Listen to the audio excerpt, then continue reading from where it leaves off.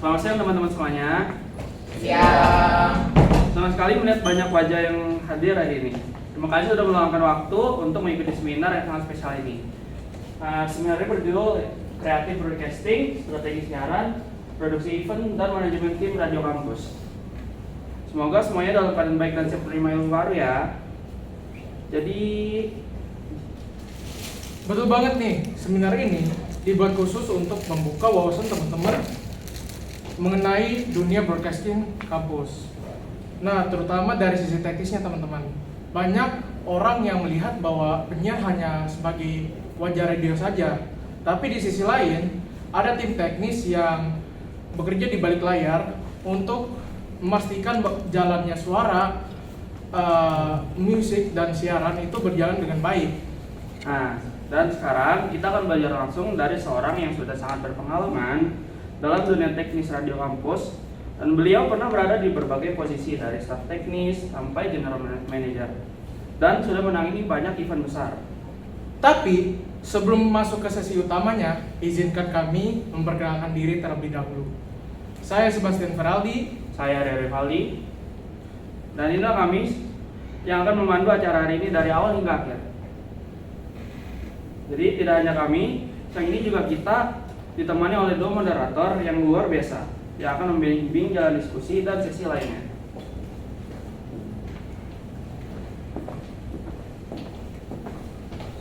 Oke, baik teman-teman. Sekarang kita masuk ke sesi utama. Oh ya. Halo guys, perkenalkan nama saya Siva Foldana Farizi, saya sebagai moderator 2 Dan saya adalah Rasya Abis dan Basmara sebagai moderator pertama. Oke. Nah, baik teman-teman, sekarang kita masuk ke sesi utama. Izinkan saya memperkenalkan narasumber hari ini. Tolong diminta ganti slide-nya. Nah, beliau adalah Fawaz Askar Syarif, yaitu mantan Staff Maintenance Gen 13, Head of Maintenance Gen 14, dan General Manager UMN Radio Gen 15, dan serta pernah bertugas sebagai staf perkap dan koordinator perkap radio. Nah, keren sekali banyak banget ya. Achievementnya dia. Nah, langsung aja mari kita sambut dengan Fawaz Askar Syarif sebagai gestar kita pada hari ini.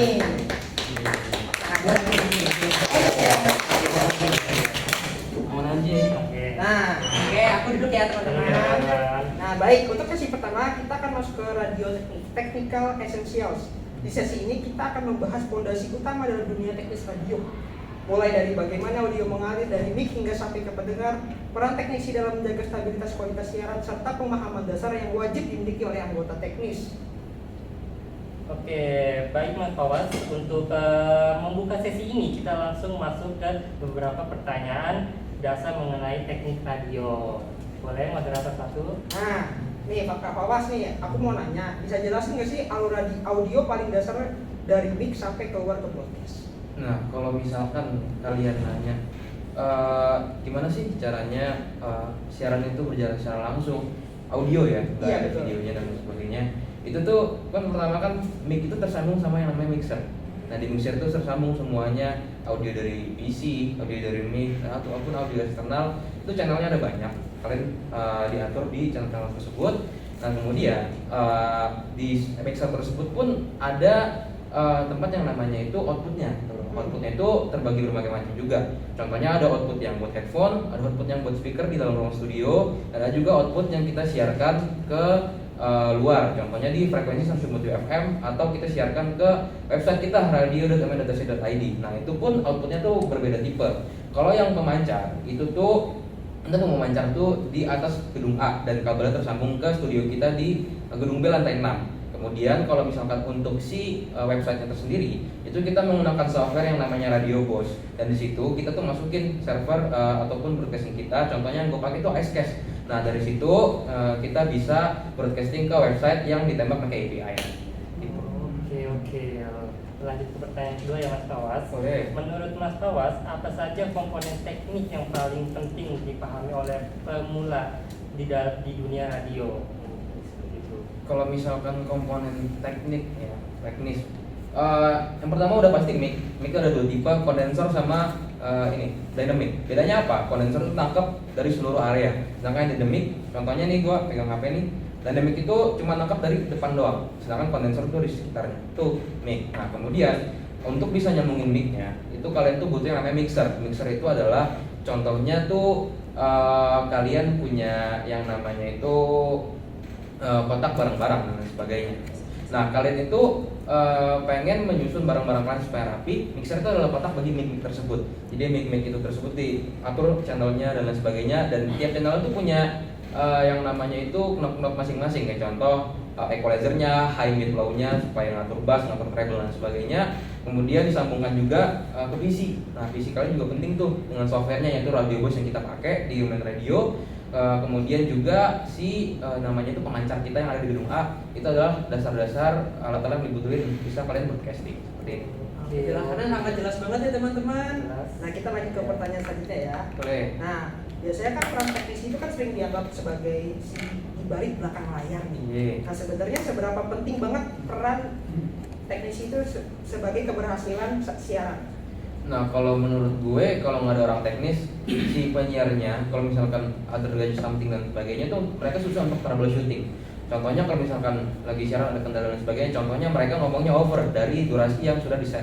Nah, kalau misalkan nggak ada orang teknis, itu akan nabrak sama lagu dan lain sebagainya, itu penting banget. Kemudian kalau server down, nggak ada orang yang ngebedarin supaya bisa nge-broadcast lagi dan lain sebagainya, seperti itu. Dan kemudian kalau misalkan di radio komersil, itu operatornya itu bukan dari ada operator sendiri, tapi penyiar itu sendirilah yang ngoperasiin. Tapi ada orang teknis juga di baliknya yang ngatur si mixernya dan sebagainya supaya terjadi jika masalah tuh troubleshootingnya cepat. Gitu. Oke. Kita lanjut ke pertanyaan berikutnya ya Mas Tawas. Boleh. Apa perbedaan paling signifikan antara teknik radio kampus dan radio profesional? Dari pengalaman kamu sendiri Ya. yang pernah kemarin.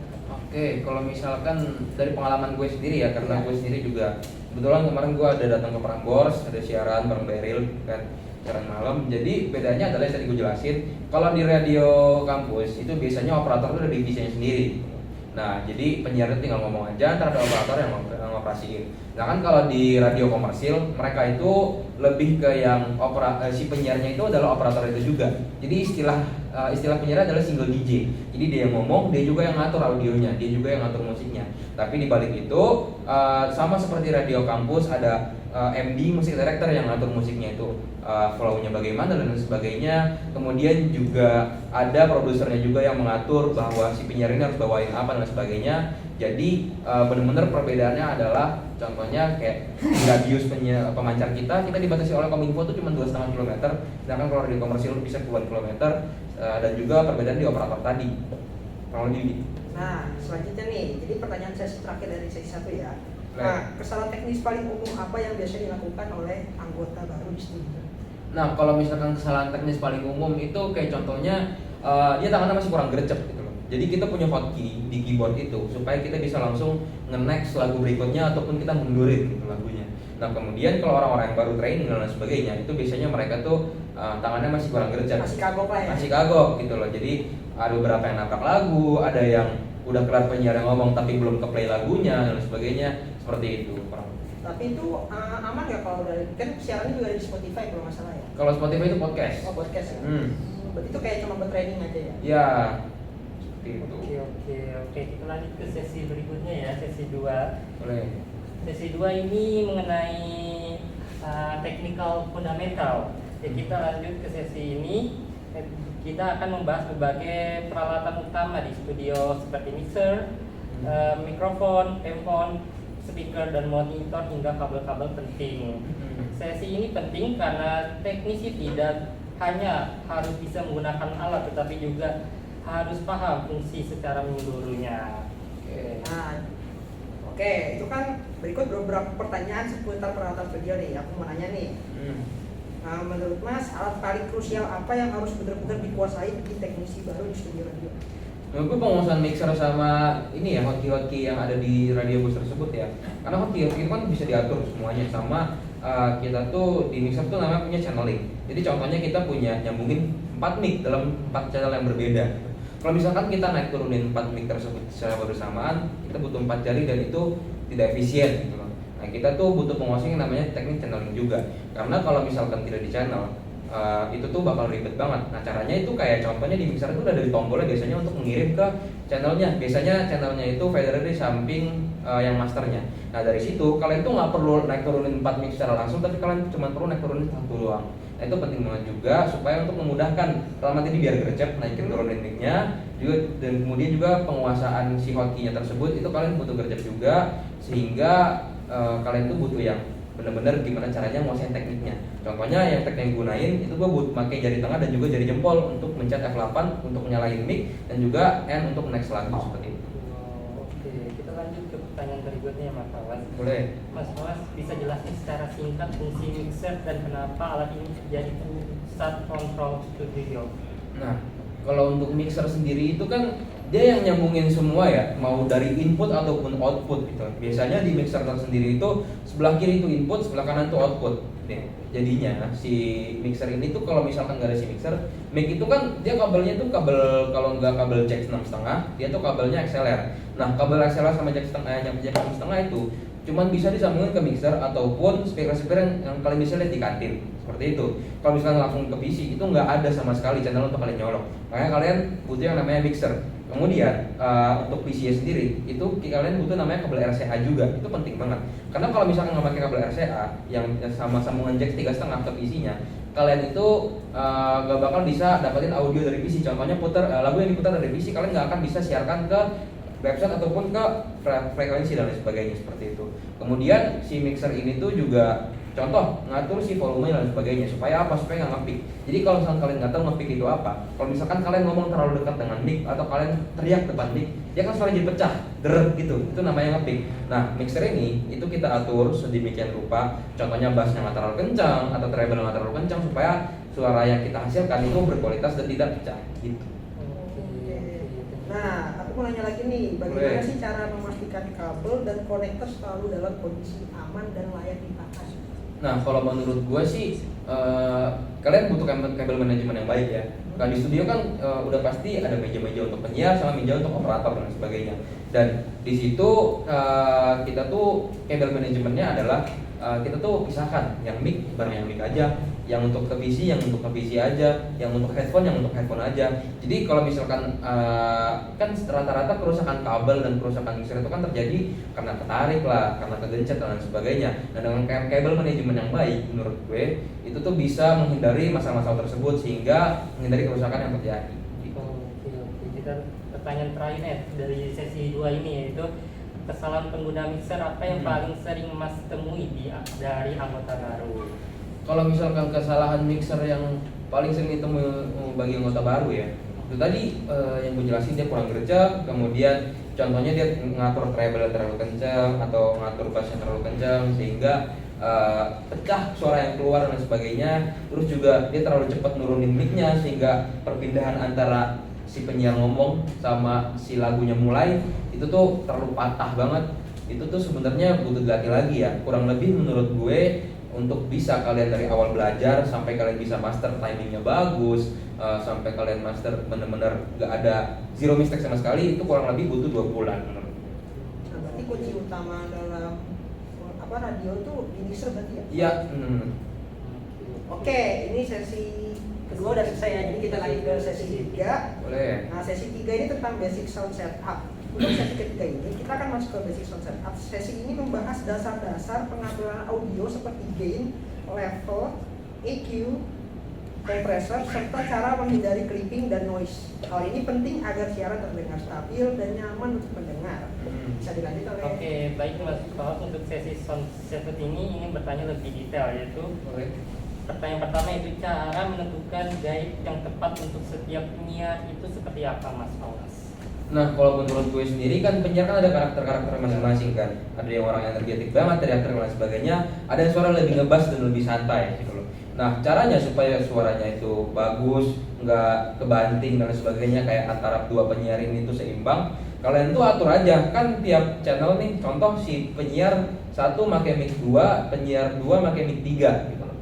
Nah, si mic 2-nya kalian atur tuh sesuainya. Kayak contohnya penyiar yang suaranya lebih energetik, lebih cempreng dan lebih teriak-teriak, kalian high-nya di equalizer-nya, di high-nya tuh kalian turunin aja. Dan sedangkan mid-nya kalian agak naikin sedikit dan bass-nya naikin sedikit supaya suaranya itu lebih seimbang dan gak terlalu cempreng kedengaran di bagi pendengar gitu. Kemudian kalau misalkan untuk penyiar yang lebih santai dan lain sebagainya, kalian bisa gedein si treble-nya supaya suaranya dia itu nggak terlalu nggak jelas dan lain sebagainya dan lebih terdengar lah apa yang dia pengen ngomong itu seperti itu.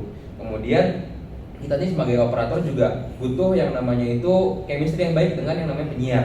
Contohnya kan kita penyiar kan udah pasti untuk transisi ke lagu dia ada nutup lah. Nutup itu bisa dengan ketawa, bisa dengan nge-bridging ke lagu dan lain sebagainya. Nah itu tuh butuh yang namanya itu kode lah satu sama lain. Contohnya yang gue bisa pakai sama penyiar gue, ketika penyiar gue itu udah gini, artinya gue udah harus nge-next lagu dan nurunin mic-nya dia. Nah, kalian butuh chemistry yang masing-masing tersebut supaya kalian bisa ngasilin output yang terbaik dan gak ada jeda sama sekali. Gitu. Oke, itu penjelasannya sangat bagus banget ya teman-teman. Nah, masih pada penyimak kan teman-teman? Masih. Kita lanjut ya. Nah, aku mau nanya nih, EQ itu apa sih kalau dalam radio dan dasar seperti apa yang paling ideal untuk suara manusia saat siaran? Kalau equalizer sendiri itu kan dia yang ngatur ada 3 knob biasanya, high, mid, sama low. High itu apa? High itu adalah treble, istilahnya adalah treble. Kayak contoh, kalian suaranya cempreng. Kalau misalkan high-nya diturunin, kalian suarakan akan lebih ngebas kedengaran suaranya di yang bagi pendengarnya. Terus juga kalau mid itu untuk mengatur keseimbangannya. Kalau misalkan di visualisasi, biasanya di mixer-mixer mahal itu ada visualisasinya kayak ada gelombang seperti itu tuh kayak untuk ngeseimbangin antara high sama low-nya itu kemana? Apakah lebih ke treble, apakah lebih ke bass? Kemudian untuk yang terakhir yang paling bawah itu yang low. Yang low itu tuh bassnya. Contohnya kayak gini. Untuk contohnya lagu aja ya, lagu yang contohnya ngebass banget kayak lagu-lagu In Weekend, itu kan bassnya lebih dapat banget dan kayak misalkan kalian denger pakai speaker dan lain sebagainya itu lebih ke deg-degnya lebih berasa. Betul banget. Nah, kalau kalian kecilin si bassnya, dia akan lebih jelas lagi suaranya dan nggak begitu kedengeran deg-degnya. Makanya si equalizer ini, makanya dia itu namanya equalizer untuk menyeimbangi suara-suara yang dihasilkan dari komputer ataupun dari mic dan lain sebagainya. Berarti kalau di headphone tuh biar balance tuh pakai equalizer ya? Kalau misalkan balance kanan kiri ada namanya balance lagi. Oh, ada lagi. Dia knobnya warna merah biasanya kalau di mixer. Oke. Kita lanjut ke pertanyaan berikutnya ya Mas Pawas. Boleh. Kompresor itu sebaiknya digunakan kapan waktu siaran? Kalau menurut gue kompresor itu kan untuk menghaluskan suara ya. Jadi contohnya suara gue kan serak-serak begini kan, serak-serak cempreng dan sebagainya. Kompresor itu digunain supaya suara gue yang keluar nanti di headphone ataupun bagi pendengar nanti itu suara lebih halus gitu loh. Dan enggak yang begitu beneran ngebass walaupun udah diatur equalizernya. Kalau misalkan kompresornya kita matiin atau misalkan kecilin, tetap berasa ke noise dan lain sebagainya. Jadi si kompresor ini itu untuk pertama noise cancellation tadi, terus kedua untuk supaya menghaluskan suara-suara dari penyiar maupun dari PC. Lanjut ya. Boleh. Clipping itu penyebabnya apa dan bagaimana cara menangani saat live? Kalau masalah clipping ya, itu kan terjadinya kadang-kadang terjadi, kadang-kadang enggak menurut gue seperti itu. Nah, jadi untuk menghindari clipping itu sendiri dan lain sebagainya, menurut gue itu perlu dari si skill dari penyiarnya juga. Itu ada namanya miking. Miking itu apa? Jadi ketika penyiar itu mau teriak dan lain sebagainya itu, dia itu punya refleks bahwa dia ngejauhin mic dari mulutnya supaya nggak terjadi clipping, supaya nggak ngepick dan lain sebagainya seperti itu. Dan juga ketika dia udah mau mulai ngobrol santai lagi, dia mulai mendekatkan lagi kembali mic-nya ke dalam mulutnya. Jadi untuk seimbang ketika dia teriak dan lain sebagainya, itu nggak terjadi clipping, nggak terjadi yang namanya noise dan lain sebagainya. Sama pemilihan mic juga penting banget. Nah, jadi kan dulu tadi gue jelasin mic condenser dan juga mic dynamic. Nah, yang paling sering menyebabkan clipping itu adalah mic condenser karena dia menangkap dari seluruh area, depan, belakang, kiri, kanan, atas, bawah dia nangkap dan sebagainya. Nah, kalau misalkan kalian pakai mic dynamic, dia kan cuma nangkap dari apa yang di depannya doang nih. Nah, itu udah pasti clippingnya lebih terminimalisir dan juga dari mic-nya itu sendiri, dari skill penyiarnya juga lebih gitu. Mic dynamic itu biasanya yang lurus gitu kan? Iya, yang lurus. Berarti yang miring biasa di podcast tuh malah Itu namanya kondensor. Oke. Pertanyaan terakhir di sesi 3 ini ya Mas Pawas. Boleh. Apa prinsip utama agar suara siaran tetap konsisten dari awal sampai akhir? Menurut gue prinsip utamanya ya paling penting adalah chemistry si operator dan juga penyiarnya gitu loh. Kalau misalkan chemistry mereka udah dapat banget gitu loh, udah pasti kualitasnya udah bagus, kayak nggak ada jedanya, gercep, kayak contoh habis mereka closing mereka langsung muncul lagu dan lain sebagainya. Itu dari chemistry penyiar dan juga operatornya. Kemudian dari sense operator sendiri gitu. Nah, biasanya operator itu punya kayak sensor sendiri kayak kayaknya ini kurang enak nih, kayaknya treble kegedean, ini kayaknya treble kurangan. Itu semuanya tergantung selera dari operator sendiri dan juga itu dilatihnya itu kayak benar-benar kalian dengerin aja terus siaran yang enak yang gimana, siaran yang gak enak tuh bagaimana. Makanya penting banget bagi penyiar juga operator itu juga dengerin siaran komersial biar mereka itu tahu gimana sih siaran yang bagus itu gimana sih siaran yang balance itu gimana, treble nggak terlalu kenceng, terus juga bass nggak terlalu kenceng, sama perlu juga yang namanya studi banding. Ya misalkan bener radio lakuin, kita pergi kemarin ke Prambors untuk bisa pelajarin apa yang mereka terapin di radio komersial dan sebagainya. Jadi kita tahu nih ilmu-ilmunya, sama kita juga lakukan studi banding sama radio kampus lain supaya kita tahu teknik-teknik yang mereka pakai itu apa aja dan kita sama-sama saling belajar dari situ. Oke, kita lanjut ke sesi keempat ya teman-teman semuanya. Boleh. Sesi keempat ini mengenai broadcasting technical workflow. Nah, di sesi ini kita membahas alur kerja teknisi mulai dari pre-check sebelum siaran, setup mic, mixer, monitor selama live hingga post check setelah acara selesai. Nah, kami ini tuh pengen menggali bagaimana workflow yang ideal menurut pengalaman Kak Fawas ini. Oke. Nah, pertanyaan pertama, apa saja sih checklist pre-check wajib sebelum siaran? Pertama ya, sebelum siaran tuh udah pasti log siaran udah harus ada. Log siaran itu apa? Log siaran itu daftar lagu yang bakal diputerin, yang terkini sama musik director. Itu harus ada. Terus kemudian lagu-lagu yang diputerin itu udah harus ada di playlist radio bosnya, dan sudah harus dicek satu-satu apakah bisa di-play atau enggak. Karena ada kemungkinan kalau lagu itu baru di-download itu korup dan sebagainya, nggak bisa diputar. Alhasil yang tadinya kita pengen play lagu itu malah ke next ke lagu berikutnya karena lagu yang itu tuh korup. Nah kemudian kita juga perlu namanya konten siar. Konten siar itu ya adalah pembahasan yang perlu dibawa sama penyiar, yang itu adalah tulis itu produser biasanya seperti itu. Kemudian kita lakukan audio checking sebelum mulai siaran. Misalkan kita siaran jam 10, jam 9 itu kita udah masuk ke studio, kita udah audio checking kira-kira mic ini aman nggak, mic itu aman nggak, kira-kira ada kabel yang longgar atau enggak dan sebagainya. Itu kita checkin semuanya seperti itu. Oke, pertanyaan berikutnya ya Mas Fawas. Boleh. Saat live berlangsung, indikator apa saja yang harus selalu dipantau teknisinya? Kalau misalkan indikator sih yang perlu dipantau ya itu tadi. Kalau misalkan di mixer itu ada namanya itu bar si frekuensinya berapa banyak gitu. Ya. Kalau misalkan nyampe merah itu kan nge-peak tuh, bakal nge-bird dan sebagainya, suaranya tuh bakal pecah dan sebagainya. Nah itu tuh perlu dijaga tuh. Nah cara ngejaganya adalah kalian tuh awal tuh nakar dulu nih sebelum penyiarnya masuk, kalian tes mic-nya, kalian atur tuh kira-kira senaik mana, seturun mana, seimbangnya. Kalau nggak terlalu turun supaya lebih jelas, nggak terlalu naik supaya nggak nge-peak. Nah itu juga perlu sih menurut gue diperhatiin. Kemudian indikator durasi juga, durasi siaran. Kayak contohnya si penyiar ini itu dia over 2 menit atau over 3 menit ngobrolnya sama si gestar dan sebagainya seperti itu. Nah otomatis waktu siarannya itu kan agak sedikit telat dong. Nah itu akan mempengaruhi program-program berikutnya yang akan siaran selanjutnya. Ya jadi kita perlu juga lihat durasinya apakah over atau enggak. Kalau misalkan over kita ada delay 1 atau 2 lagu supaya selesai siaran itu pas di jam pergantian ke program selanjutnya seperti itu. Oke. Nah, Mas pernah nggak sih mengalami suatu situasi mendadak rusak saat live?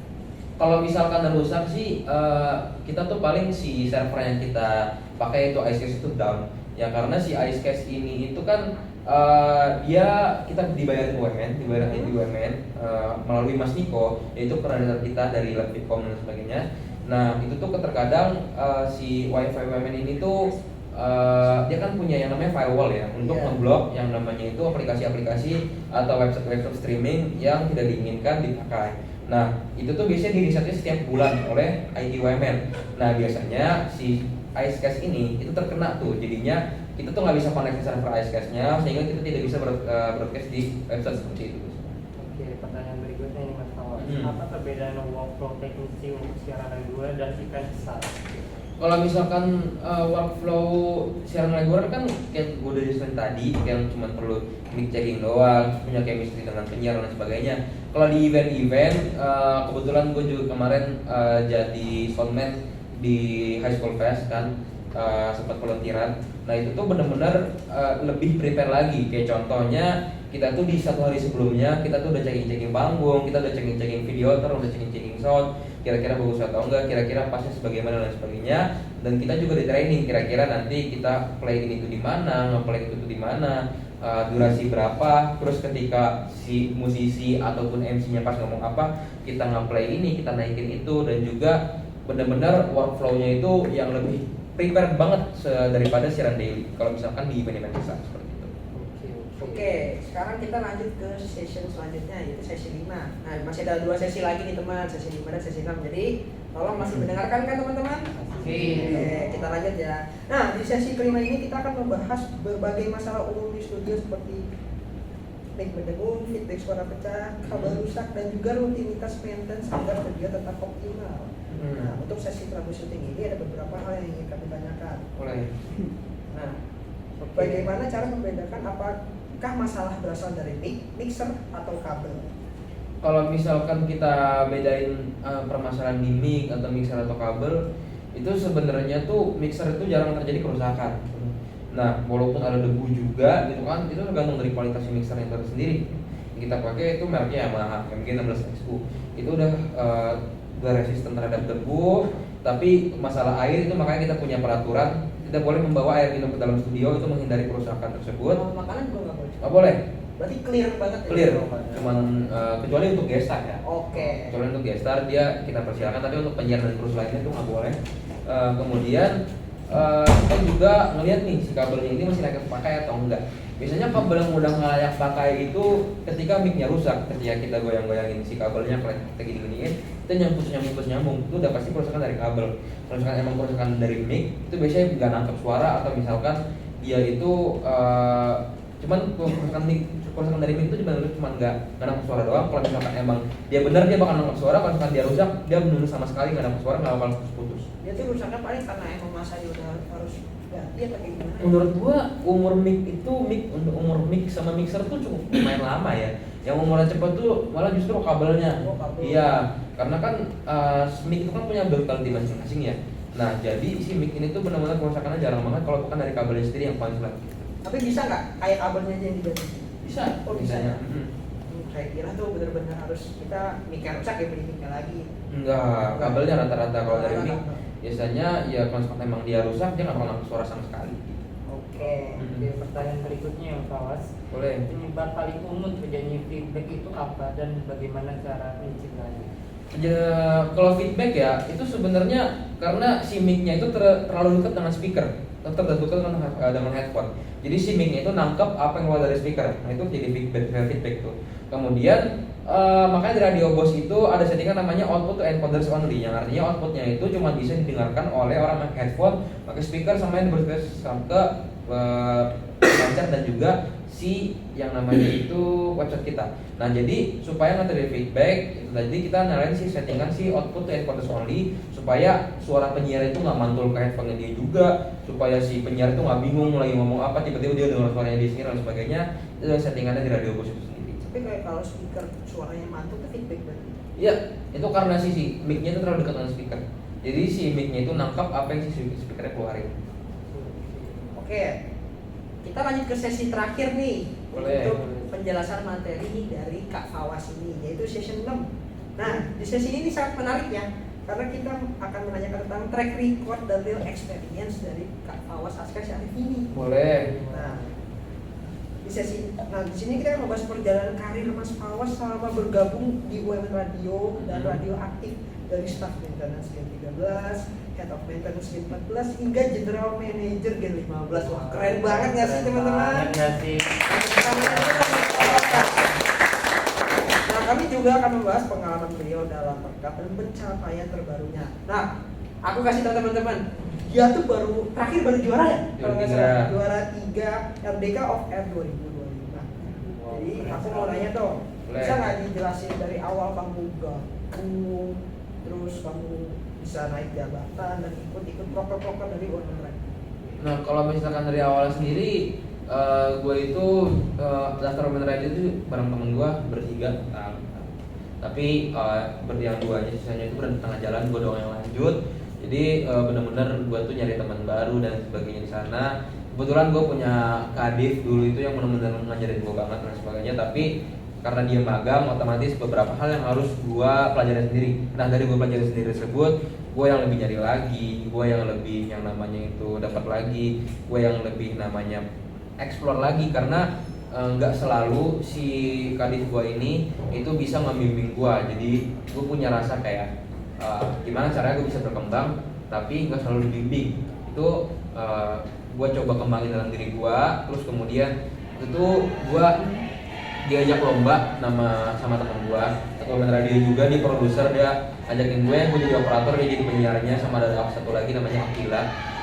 Bener-bener kita tuh lomba pertama kita tuh di Untar. Nah itu tuh bener-bener gue dilatih dengan abang-abang pemain radio yang bener-bener ngajarin gue dari teknis-teknis awalnya gimana, workflow-nya gimana, terus juga latihannya bagaimana. Jadi setiap kita lomba kita tuh latihannya tuh 2 minggu biasanya, dan itu tuh dari biasanya dari jam 5 sore selesai siaran sampai kalau misalkan 1 minggu pertama itu sampai jam 10 malam biasanya kita latihan. Kalau misalkan emang 1 minggu terakhir contoh kayak H-2, H-3, H-1 itu kita bisa sampai jam 12 malam, kita udah izin ke Satpam juga. Kita kasih bulan siaran supaya si pas announcing day-nya di hari kita berlomba kita bisa mengeluarkan kita maksimal. Kemudian ya yang pernah gua jalanin itu di Radio Untar, itu gua radio nasional juga sebagai operator. Aku alhamdulillah juara 1, jurinya itu Agen Pradana. Juara 1 loh. Jurinya itu pada saat itu Antonius Pradana sama Sabi Sakri, Anton dari Hard Rock FM, sama Sabi itu dari Gen. Kemudian lomba kedua gua itu di UNJ, juara 3, jurinya itu kalau nggak salah produsernya Jack FM, kalau nggak salah gua lupa namanya siapa. Kemudian lomba ketiga gua tuh Untar juga, Untar tahun 2025. Gue belum berhasil menang karena pada saat itu gue mengalami kendala di mana gue berlatih untuk lomba gue, tapi satu sisi gue juga harus ngajarin adik-adik gue untuk berlomba. Jadi kayak untuk membagi waktu latihan untuk tim gue dan juga tim adik-adik gue yang akan berlomba nanti. Masih training juga ya? Ya, di kendala di situ. Alhasil tim gue belum berhasil menang, tapi syukur-syukurlah tim yang gue latih itu tetap menang juga, jadi juara 1 di situ. Oh, gila. Kayak terus kemudian lomba ketiga itu berarti di RDK kemarin, RDK OFR. Nah ini kita bisa lihat ya teman-teman, Ya. juara 3 ya. Lomba kemarin tuh di RDK tuh juara 3, itu jurinya tuh Beril, siaran malamnya Prambors. Kita bertiga juga, kita benar-benar bertiga nih nggak pernah ganti-ganti orang, nggak pernah ganti-ganti tim, itu selalu bertiga. Kemudian di lomba terakhir itu kemarin kita lomba di UNJ lagi, jurinya itu Ekel Barus, dia lulusan B-Voice juga sekarang jadi siaran malam Mustang. Itu kemarin tuh baru pengumuman tanggal 9 kalau nggak salah, itu juara 1 juga. Terus kemudian kalau misalkan di event-event di Radioaktif tahun lalu itu Korp Perkap, Radioaktif tahun ini tuh gue jadi perkap biasa aja karena gue mau bantu BPH juga. Kemudian untuk volunteeran gue udah pernah di Authenticity bareng Sounds Project, kemudian di Soundfest di bulan April lalu, sama kemarin di High School Fest gue jadi runner sama Audio Magic. Nah itu pengalamannya sangat banyak banget ya di luar kampus, walaupun masih media kampus, tapi di pengalaman di luar kampusnya sudah banyak banget dan sudah banyak sekali membanggakan nama UMNG teman-teman. Alhamdulillah. Nah untuk ini adalah session terakhir ya teman-teman, dan bisa diserahkan kepada MC. Nah kita abis ini bakal ada Q&A. Saya moderator, saya Silakan MC.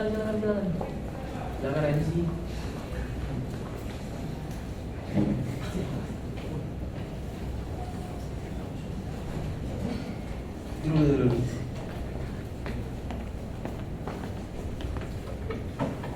Ya, terima kasih banyak buat Mas Wawas dan juga kalian moderator atas penjelasan yang sangat lengkap dan insightful tadi. Nah, untuk melanjutkannya teman-teman, kita akan masuk ke sesi Q&A. Jadi teman-teman yang udah punya pertanyaan, itu silakan angkat tangannya aja ya. Boleh. Boleh Kak, saya pengen nanya Kak. Saya pernah dengar katanya kalau setup mixer atau intinya audio lah, itu kayaknya butuh teknisi orang yang berpengalaman dan katanya mahal gitu. Itu sebenarnya apa sih yang buat mahal, yang bikin rumit itu apa sih? Gara-gara equalizernya atau gara-gara sound feedbacknya atau apa ya? Nah, yang bikin mahal si mixernya itu sebenarnya dari banyak channelnya. Makin banyak channel yang bisa kita pakai, itu makin mahal mixernya. Bahkan dan mixernya nyampe harga 50 juta dan sebagainya seperti itu. Itu karena dia bisa nangkap channel lebih banyak. Kayak contohnya kalian lagi konseran. Kan itu kan speakernya banyak tuh, ada speaker yang digantung, speaker yang di bawah, dan juga speaker yang ada di FH. Nah, itu kan udah pasti kabelnya lebih dari 10 dan lebih 20 dan sebagainya. Nah, cuman mixer-mixer yang mahal tersebut yang bisa nangkap semuanya, Karena kalau misalkan yang umum yang kita pakai di Women Radio itu kan kurang lebih harganya 13 juta ya. Itu cuma bisa nangkap sekitar 16 channel, dan juga 16 channel tersebut itu nggak bisa langsung dipakai secara bersamaan semuanya. Kalau misalkan kita yang bisa pakai secara bersamaan semuanya itu kurang lebih ada 8 channel. Tapi kalau misalkan kita mau pakai 16-nya itu harus berbeda. Contohnya di channel 89 itu kalian bisa pakai mic 1 dan juga untuk gitar 1 seperti itu. Jadi benar-benar nama halnya itu dari contoh si mixer itu bisa nangkap berapa banyak kabel, dan juga dari si mixer ini bisa ngevisualisasi atau enggak. Dari si mixer ini kalau misalkan masalah equalizer dan sebagainya itu sebenarnya standar di semua mixer tuh ada, tapi dari semua banyak channelnya itu nggak semua mixernya tuh ada gitu. Seperti itu. Terjawab? Udah jawab, makasih. Oke, terima kasih. Ada lagi? Ada lagi? Boleh. Gue mau nanya dong, Nah, dari semua posisi yang pernah Mas jalani ya, di Women Radio dan Radioaktif, posisi mana yang paling berkesan buat Mas dan kenapa? Menurut gue posisi paling berkesan untuk diri gue adalah ketika gue menjadi head of maintenance ya di Gen ini. Karena yang tadinya gue itu cuma staff dan sebagainya, cuma jadi tim channel dan sebagainya, di head of maintenance ini gue punya anak-anak gue, yang anak-anak yang gue latih, anak-anak yang gue ajarin dan sebagainya. Dan menurut gue hal paling berkesan adalah ketika ilmu gue itu bisa bermanfaat bagi orang lain. Jadi benar-benar gimana caranya gue bisa bikin ilmu yang gue punya, ilmu yang bisa gue pelajarin sebelum-sebelumnya, itu gue juga bisa ajarin ke teman-teman gue, ke anak-anak gue, sehingga mereka bisa juara satu tadi, mereka bisa juga berlomba dan sebagainya seperti itu. Mau gue jawab? Oke. Thank you. Ada lagi guys? Nah, selanjutnya teman-teman ada lagi? Saya ada pertanyaan. Boleh. Dalam lingkungan siaran radio, kan ada dua tipe tuh, AM sama headphone. Kalau Masnya sendiri lebih sering memakai apa dan alasannya kenapa? Kalau menurut gue sih itu tergantung fungsi ya. Kalau untuk siaran lebih enak headphone. Karena untuk IM itu biasanya contoh kalian lagi manggung segala macam, IM itu digunain karena dia lebih susah untuk lepas dari kuping kita dan sebagainya. Tapi kekurangannya adalah dia kurang nyaman karena dia menggantung di kuping kita, dan kabelnya itu harus yang namanya kemungkinan dan sebagainya seperti itu. Nah, makanya kalau di siaran biasanya pakai headphone, karena headphone tuh lebih gampang dipakai, lebih nyaman karena ada busanya, nggak kayak IM yang itu nempel di kuping kita, nggak begitu nyaman. Jadi IM itu digunakan untuk mobilitas. Kalau misalkan headphone itu kita stay satu tempat bisa pakai headphone. Menarik. Ada lagi? Ada lagi? Terima kasih untuk jawabannya. Oke. Ada lagi nih? Ya jadi nggak ada ya, banyak banget pertanyaan dari kalian ini. Makasih udah berpartisipasi aktif. Dan terima kasih untuk narasumber kita Mas Fawas atas jawaban dan insight-insightnya. Semoga apa yang Mas Fawas berikan pada hari ini itu menjadi bekal untuk kita semua ya. Kalau kalian yang ingin terjun ke dunia radio kampus atau event kreatif ya teman-teman. Ya nggak kerasa kita sudah sampai di penghujung acara.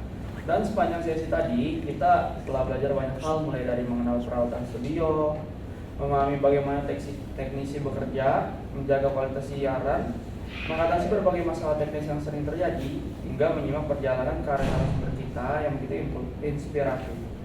Seminar hari ini benar-benar mengingatkan kita bahwa di balik suara penyiar yang kita dengar, ada tim teknis yang bekerja tanpa henti untuk memastikan setiap detik siaran berjalan mulus dan profesional.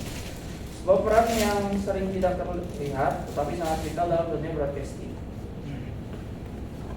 Nah, untuk itu kami juga mengucapkan terima kasih yang sebesar-besarnya kepada moderator kita, Rasya dan Syifa, yang telah memandu acara pada hari ini dengan baik dan terstruktur.